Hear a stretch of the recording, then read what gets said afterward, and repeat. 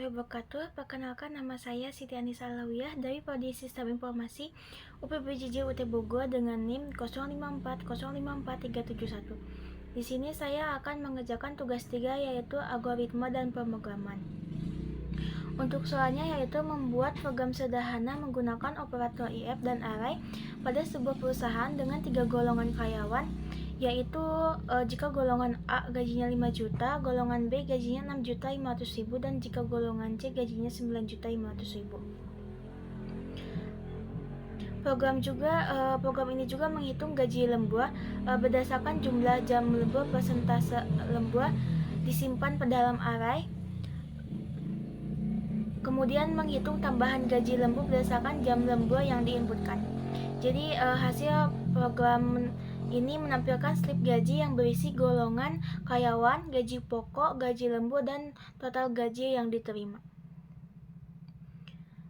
Nah, sekarang saya masuk ke bagian coding. Di sini saya nanti akan menjelaskan bagaimana program dibuat untuk menghitung gaji pokok, gaji lembur, dan total gaji karyawan.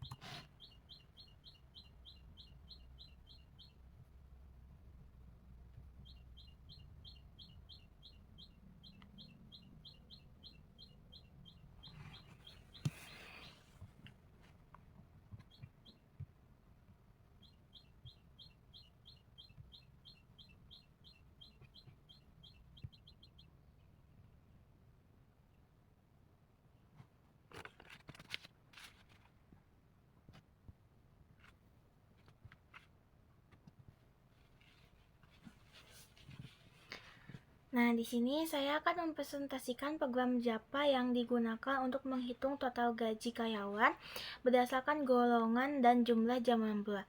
Program ini memanfaatkan array untuk menyimpan data, gaji pokok dan persentase lembur serta menggunakan percabangan if else untuk menentukan gaji sesuai inputan yang diberikan pengguna.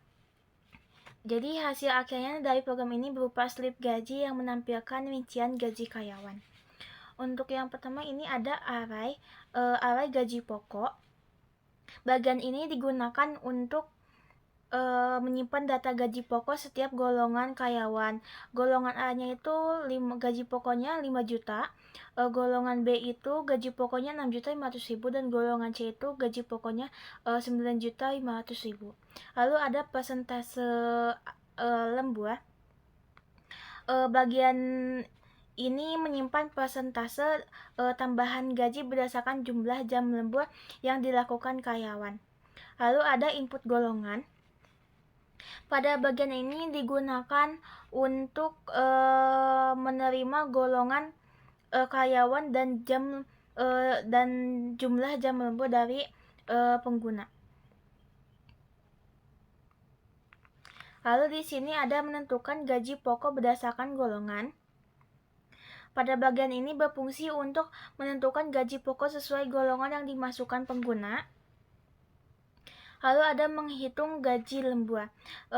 Pada bagian ini digunakan untuk menghitung tambahan gaji lembur berdasarkan persentase yang sesuai dengan jumlah jam lembur. Lalu ada total gaji, di mana total gaji ini total gaji pokok ditambah gaji lembur. Lalu yang terakhir yaitu ada slip gaji. Slip gaji ini berfungsi untuk menampilkan hasil perhitungan dalam bentuk slip gaji. Informasi yang ditampilkannya meliputi golongan karyawan, gaji pokok, gaji lembur, dan total gaji.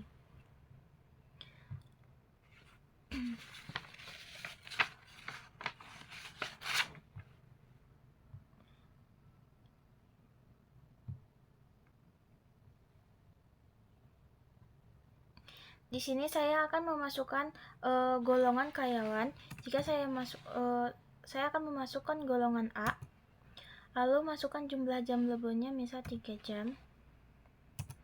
Nah, jadi pada bagian akhir ini perhitungannya ditampilkan dalam bentuk slip gaji. Slip gaji ini berisi informasi golongan karyawan yang diperoleh berdasarkan golongan gaji lembur yang dihitung dari jumlah jam lembur serta total gaji yang merupakan hasil penjumlahan gaji pokok dan gaji lembur. Dengan demikian, pengguna dapat langsung melihat rincian gaji yang diterima.